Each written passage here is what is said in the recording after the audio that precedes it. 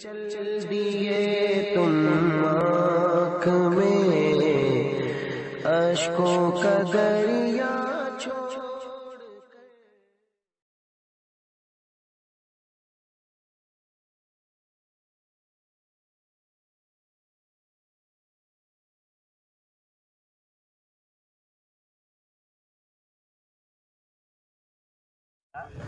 میں نے اجمیر شہر لکھا۔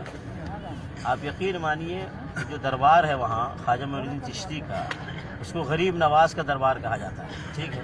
اور اجمیر میں اتنے غریب ہیں کہ آپ سوچ بھی نہیں سکتے۔ غریب نواز موجود ہیں اور شہر غریب بنا ہوا ہے۔ اتنا ہی نہیں، جب آپ دربار کے پاس پہنچیں گے سیڑھی کے پاس تو مانگنے والے غریب فقیر وہاں گیٹ کے پاس بیٹھے رہتے ہیں۔ کن سے مانگنے کے لیے؟ جو لوگ دربار کی زیارت کرنے آ رہے ہیں ان سے مانگنے غریب بیٹھے ہیں۔ دربار پہ جا کے غریب نواز سے نہیں مانگتے، کیوں؟ یہ سمجھتے ہیں کہ یہ غریب نواز نہیں دینے والے ہیں، غریب نواز کی زیارت کرنے جو آ رہے ہیں وہی دینے والے ہیں غریبوں۔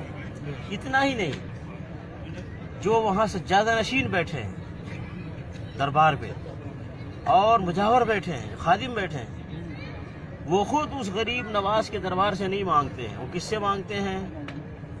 جو زیارت کے لیے آتے ہیں نا ان سے مانگتے ہیں، وہ ان سے مانگتے ہیں۔ اسی لیے مجھے خود بتایا ہے لوگوں نے۔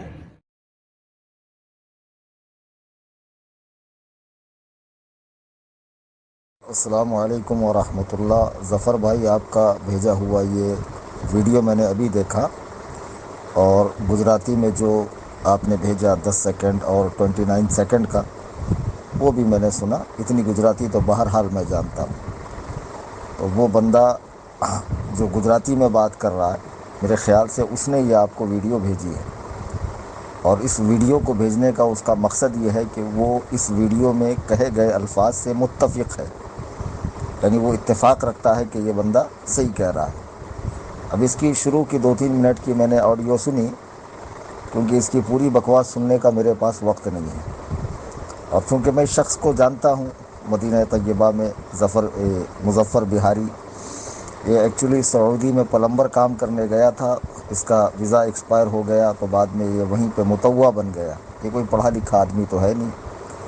جب میں 2018 میں عمرہ کے لیے گیا تھا تو میں نے عصر کے وقت مسجد نبوی میں ان لوگوں کی عصر ہوئی، پھر اس کے 1 گھنٹے بعد ہم نے عصر کی نماز پڑھی، اور میں اس کو ڈھونڈ رہا تھا مناظرے کے لیے، تو پتہ نہیں اس کے کان میں کسی نے کچھ کہہ دیا کہ یہ مشہور ہندوستان کے مناظر عالم ہے جو مناظرہ کرتے ہیں عبداللہ مدنی وغیرہ سے، تو وہ میرے پاس آنے سے کترا رہا تھا۔ چونکہ یہ لوگ جاہلوں کی ویڈیوز بنا کے اپلوڈ کرتے ہیں، جو خود صاحب علم تو ہوتے نہیں ہیں۔ اب دیکھیے، اس میں یہ جو کہہ رہا ہے کہ حضور غریب نواز رحمۃ اللہ علیہ کے آستانے پر باہر بھی فقیر بیٹھے رہتے ہیں اور اندر بھی مجاور بیٹھے رہتے ہیں، تو اگر وہ غریب نواز ہے تو ان کو نوازتے کیوں نہیں ہے؟ ان کو وہ لوگ کیوں نوازتے ہیں جو خود وہاں پر زیارت کرنے جاتے ہیں؟ ایک دم بھونڈا اعتراض ہے، اور چونکہ اس کا یہ اعتراض عقلی ہے، قرآن اور حدیث کے مطابق تو ہے نہیں کہ اس نے کوئی قرآن کی آیت پڑھی ہو یا حدیث پڑھی ہو، عقل سے ایک اعتراض کیا۔ تو اس کا عقلی جواب یہ ہے کہ دنیا میں لاکھوں کروڑوں مساجد ہیں، مسجدیں ہیں، اور مسجد کے باہر آپ کو بھکاری مل جائیں گے، اور وہ بھکاری تقریباً مسلمان ہی ہوتے ہیں۔ تو مسجد اللہ کا گھر ہے، تو اللہ تعالیٰ انہیں نوازتا کیوں نہیں ہے؟ یہ ہمارا اللہ پر اعتراض نہیں ہے، بلکہ اس جاہل کے اعتراض کا الزامی جواب ہے۔ جو الزام یہ ہم پہ لگا رہا ہے اس کا یہ الزامی جواب ہے۔ پھر ایک نوازنے کی بات کیا، مسلمانوں کی حالت پوری دنیا میں بد سے بدتر ہے نا؟ کشمیر میں حالات دیکھ لیں، چائنا میں دیکھ لیں، فلسطین میں دیکھ لیں، برما میں ہزاروں مسلمان مارے کاٹے گئے، تو اللہ سبحانہ و تعالیٰ نے مدد کیوں نہیں فرمائی؟ عراق برباد ہو گیا، لیبیا برباد ہو گیا، افغانستان ٹکڑے ٹکڑے ہو گیا، اور بھی دنیا میں کئی ممالک ایسے ہیں جہاں پر مسلمانوں کی حالت بدتر ہے، اور توحید کا یہ جو ٹھیکیدار بن کر بیٹھا ہوا ہے، ان کا خود اللہ پہ کتنا یقین ہے کہ جب کرونا بیماری آئی تو انہوں نے کعبۃ اللہ کا طواف بند کر دیا، عمرہ بند کر دیا، حج پر پابندی لگا دی۔ یہ تو ہمارے سامنے کی بات ہے نا۔ آج خانہ کعبہ میں سینیٹائزر کیا جاتا ہے، شراب، الکوہل، طواف، چہرے پہ ماسک لگا کے کروایا جاتا ہے، جبکہ چہرہ ڈھانکنے سے صدقہ لازم آتا ہے، اگر وہ 4 پہر ڈھکا رہے تو دم لازم آتا ہے، تو کیا ان کو اللہ پر بھروسہ نہیں ہے؟ یہ جاہل تو خود دنیاوی اسباب پر بھروسہ کرتے ہیں اور دعویٰ کرتے ہیں توحید کا۔ ہو سکتا ہے آگے چل کر اس نے اس ویڈیو میں اعتراض کیا ہو کہ غریب نواز تو اللہ ہے، تو اس سے کہنا کہ یہ لفظ کہیں بھی اللہ کے لیے استعمال نہیں ہوا، نہ قرآن میں نہ حدیث میں، لفظ غریب نواز، نہ غوث اعظم لفظ استعمال ہوا، نہ داتا گنج بخش کا لفظ استعمال ہوا۔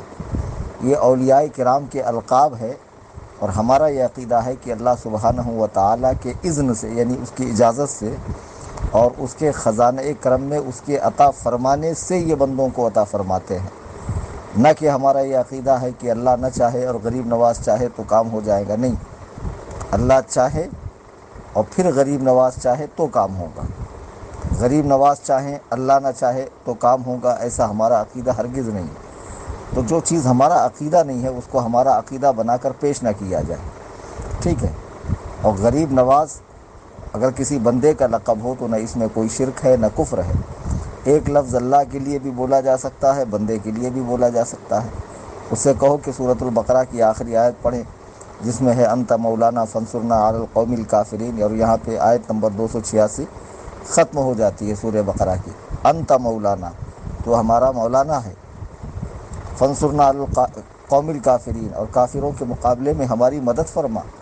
تو اب لفظ مولانا قرآن میں اللہ کے لیے استعمال ہوا ہے، اور یہ لوگ خود اپنے پنڈتوں کو، مولویوں کو، اپنے گھامڑ سادھو سنتوں کو مولانا، عالم، فضیلت الشیخ اور نہ جانے کیا کیا القاب دیتے ہیں۔ مسجد میں نماز پڑھانے والے کو، مدرسہ پڑھانے والے کو، قرآن پڑھانے والے کو یہ مولانا ہی کہتے ہیں۔ تو ان سے کہو ایک لفظ جو قرآن میں خاص اللہ کے لیے آیا ہے تم وہ بندوں پہ کیسے استعمال کرتے ہو؟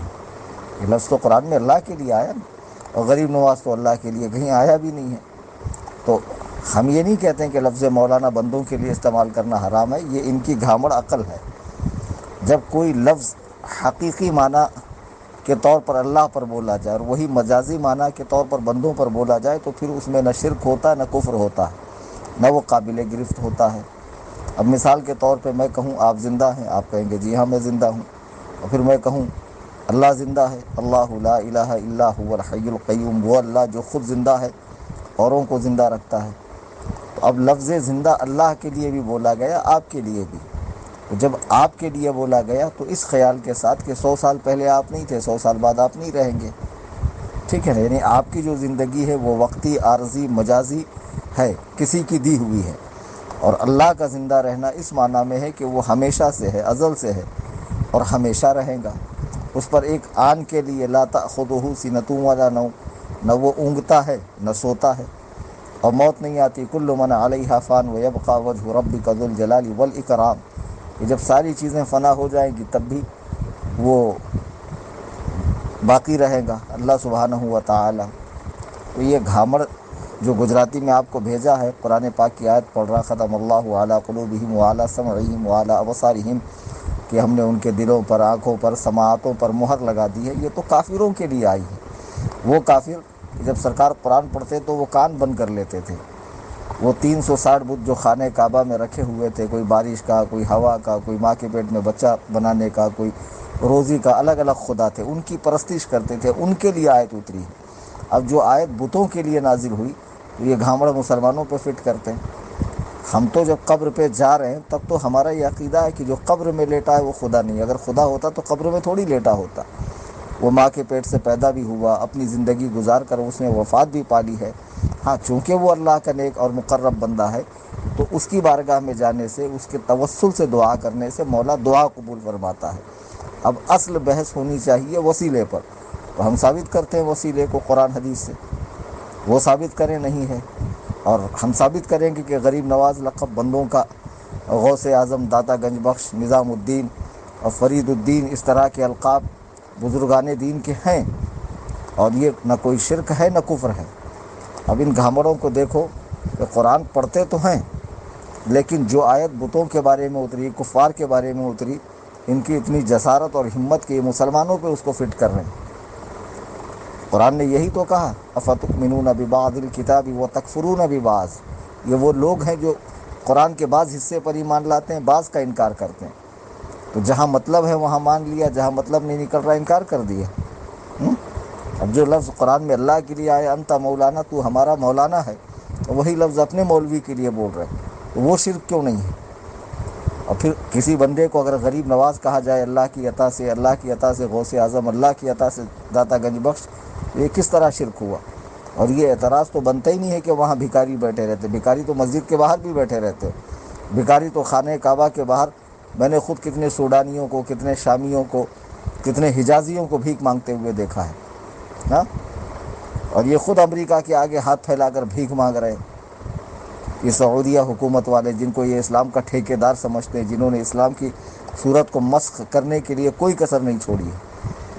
آج سعودی کے اندر کیا کچھ نہیں ہو رہا ہے، یہ ساری چیزیں آپ بھی جانتے ہیں، انٹرنیٹ اٹھا کر دیکھ لیجئے، سنیما گھر کھل گئے، عورتوں کو ڈرائیونگ کی اجازت مل گئی، یہاں تک کہ باقاعدہ ایک شہر بسایا گیا ہے جہاں کھلم کھلا شراب پی جا رہی ہے، سور کھائے جا رہے ہیں۔ یہ کہاں سے اسلام کے ٹھیکیدار ہو گئے؟ یہ تو اتنے ڈرپوک ہے کہ ان کو اللہ کی ذات پر بھروسہ تک نہیں ہے، عمرہ بند کروا دیا انہوں نے۔ خانہ کعبہ کے اندر الکوہل والا سینیٹائزر کر رہے ہیں، یہ منہ پہ ماسک لگانے پہ مجبور کر رہے ہیں، نماز میں سوشل ڈسٹنسنگ کی بات کر رہے ہیں جس سے نماز ہی فاسد ہو جاتی ہے۔ تو ان کا تو سارا کھیل ہی بگڑا ہوا ہے، اور یہ ملا تو سعودی کی بولی بولے گا چونکہ اس کو تنخواہ ہی بولی بولنے کی ملتی ہے، یہ کوئی ذمہ دار آدمی تھوڑی ہے۔